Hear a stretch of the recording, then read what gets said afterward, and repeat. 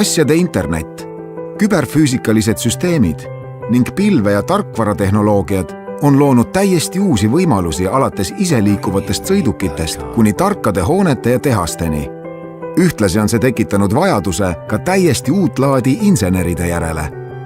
Telemaatika ja arukad süsteemid Virumaa kolledžis keskendub just targa tootmise ja tööstusliku asjade internetitehnoloogiate õpetamisele. Meie üliõpilased omandavad praktikumide käigus oskused andmesidevõrkude ja turvasüsteemide projekteerimises, arukate süsteemide programmeerimises ja robootikas.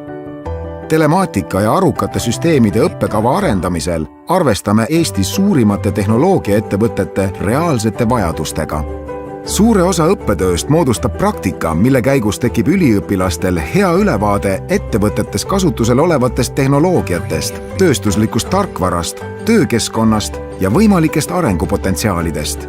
See loob head võimalused nii lõputöö teemavalikuks kui ka hilisemaks karjääriks IT-valdkonna spetsialistina. Tule õppima telemaatikat ja arukaid süsteeme ning taga endale põnev ja võimaluste rohke tulevik.